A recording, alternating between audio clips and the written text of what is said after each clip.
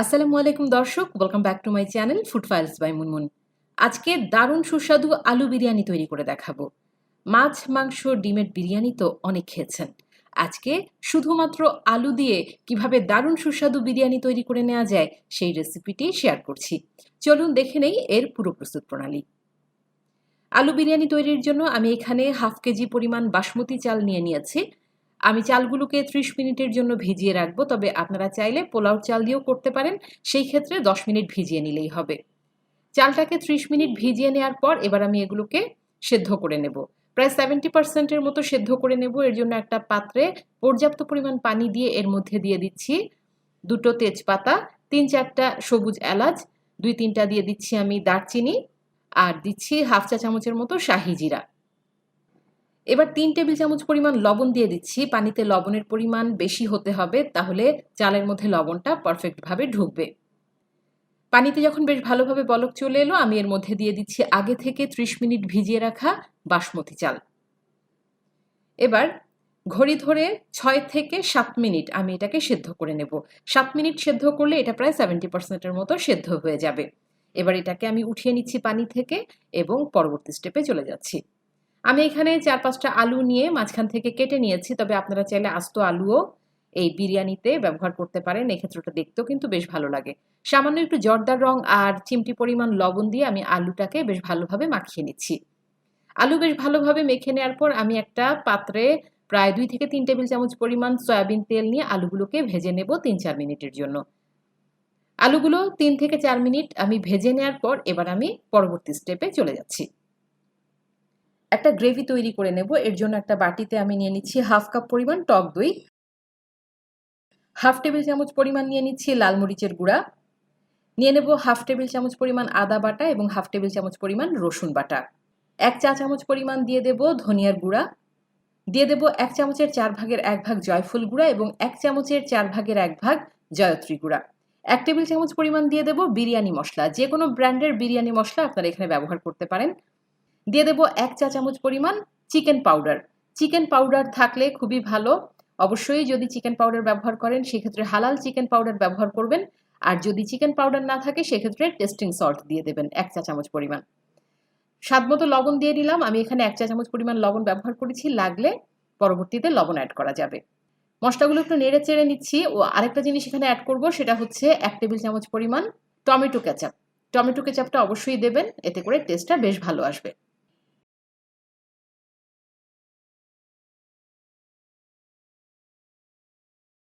এবার আমি চুলায় একটা হাঁড়ি বসিয়ে দিয়েছি। দিয়ে দিচ্ছি প্রায় 1/4 কাপ পরিমাণ সয়াবিন তেল। তেলটা দিয়ে আমি এখানে দিয়ে দেবো 1/4 কাপ পরিমাণ পেঁয়াজের বেরেস্তা। আমার যেহেতু বেরেস্তাটা করা ছিল সেজন্য আমি এখানে বেরেস্তা ব্যবহার করছি, তবে আপনারা চাইলে 1/2 কাপ পরিমাণ কুচি করে নেওয়া পেঁয়াজ তেলে ভেজে বেরেস্তা করে নিতে পারেন। তো যেহেতু আমার বেরেস্তাটা ছিল আমি এখানে বেরেস্তাটাই ব্যবহার করছি। এখন যে গ্রেভিটা আগে থেকে তৈরি করে রেখেছিলাম সেটা দিয়ে দিলাম এবং বাটিতে যে মশলাটা লেগেছিল সেটা সামান্য একটু পানি দিয়ে ধুয়ে দিয়ে দিলাম। মশলাটাকে বেশ ভালোভাবে কষিয়ে নিতে হবে। মশলাটা ফুটতে শুরু করেছে, দেখতে পাচ্ছেন। এবার আমি ভেজে রাখা আলুগুলো এর মধ্যে দিয়ে দেব। আলু এবং মশলা বেশ ভালোভাবে একসাথে কষিয়ে নেব। বিরিয়ানি মশলার প্যাকেটের মধ্যে দারচিনি, এলাচি এবং তেজপাতা থাকে, তো ওখান থেকে আমি একটা তেজপাতা ছোট করে টুকরো করে নেওয়া, 2-3টা এলাচ এবং 2-3টা দারচিনি এর মধ্যে দিয়ে দিচ্ছি।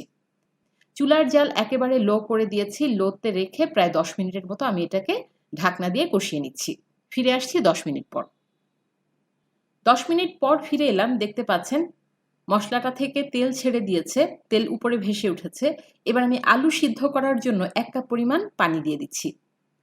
চুলার জালটা মাঝারি অবস্থায় রেখেছি, দেখতে পাচ্ছেন বলক চলে এসেছে। এই পর্যায়ে আমি ঢাকনা দিয়ে চুলার জাল লো টু মিডিয়াম অবস্থায় রেখে আলুগুলোকে সেদ্ধ করে নেব প্রায় 20 মিনিট, বা আলুগুলো সেদ্ধ হতে যতটুকু সময় লাগে। প্রায় 20 মিনিট পর ফিরে এলাম। এবার আমি চেক করে নেব আলুগুলো সেদ্ধ হয়েছে কিনা। একটা টুথপিকের সাহায্যে আমি দেখছি আলুগুলো কিন্তু সেদ্ধ হয়ে গেছে, তবে এগুলো কিন্তু এখনো পুরোপুরি সেদ্ধ হয়ে যায়নি, কিছুটা বাকি আছে। প্রায় 80%-এর মতো সেদ্ধ হয়েছে। এবার চুলার জালটা বন্ধ করে দিলাম। চুলার জালটা বন্ধ করে আমি সেদ্ধ করে রাখা চালগুলো এর উপরে দিয়ে দিচ্ছি। আলু এখানে প্রায় 80%-এর মতো সেদ্ধ হয়েছে। চালটাও আমার 80%ই সেদ্ধ হওয়া, বাকিটা আমরা দমে সেদ্ধ করে নেব। এবার আমি চাল দিয়ে উপরে প্রায় 7-8টা কাঁচামরিচ দিয়ে দিলাম। দিয়ে দিলাম 2 টেবিল চামচ পরিমাণ পুদিনা পাতা, লেবুর রস দিয়ে দিচ্ছি প্রায় 1 টেবিল চামচ পরিমাণ। আমি 2 টেবিল চামচ পরিমাণ গুঁড়ো দুধকে সামান্য একটু পানিতে গুলিয়ে এর মধ্যে সামান্য একটু জর্দার রং দিয়ে দিয়েছি। এবার এটাও এই চালের উপর ছড়িয়ে দিচ্ছি। দিয়ে দিলাম 1/4 কাপ পরিমাণ পেঁয়াজের বেরেস্তা, 1 চা চামচ পরিমাণ দিয়ে দিচ্ছি কেওড়া জল এবং 1 টেবিল চামচ পরিমাণ ঘি দিয়ে দিলাম। এবার এই সমস্ত উপকরণ আমার দেয়া শেষ হয়ে গেলে আমি ঢাকনা দিয়ে এটাকে দমে রান্না করে নেব 20 মিনিটের জন্য। পাত্রের নিচে একটা তাওয়া বসিয়ে দিয়েছি, এতে করে বিরিয়ানিটা পাত্রের তলায় আর লেগে যাবে না। প্রথমে হাই হিটে 2 মিনিট রান্না করার পর চুলার জালটা কমিয়ে একদম লো করে দিয়েছি। লো হিটে আমি রান্না করে নেব 20 মিনিট। তাহলে ফিরে আসছি 20 মিনিট পর। 20 মিনিট পর ফিরে এলাম। আরেকটা কথা আমি বলতে ভুলে গিয়েছি, সেটা হচ্ছে ঢাকনার মধ্যে যদি কোনো ছিদ্র থাকে ছিদ্রটাও বন্ধ করে দিতে হবে। তো 20 মিনিট পর ফিরে এলাম। এবার আমি দেখব আমার বিরিয়ানির কি অবস্থা। প্রিয় দর্শক, অসম্ভব সুন্দর একটা স্মেল বের হয়েছে। যেই উপকরণগুলো আমি ব্যবহার করেছি চেষ্টা করবেন সেই উপকরণগুলো ব্যবহার করতে, এতে করে বিরিয়ানির মধ্যে দারুণ একটা টেস্ট পাবেন আপনারা। তো এখন আমি আলু বিরিয়ানি একটা সার্ভিং ডিশে নিয়ে নিচ্ছি এবং এর উপরে কিছু পেঁয়াজ বেরেস্তা ছিটিয়ে দিচ্ছি। প্রিয় দর্শক, অবশ্যই বাড়িতে একবার ট্রাই করবেন, তারপরে কেমন হয়েছে আমাকে কমেন্টস বক্সে কমেন্টস করে জানাবেন। আশা করছি আপনাদের অনেক ভালো লাগবে। আজ তাহলে এই পর্যন্তই। দারুণ সুস্বাদু আলু বিরিয়ানির এই রেসিপিটা দেখার জন্য সবাইকে অনেক অনেক ধন্যবাদ।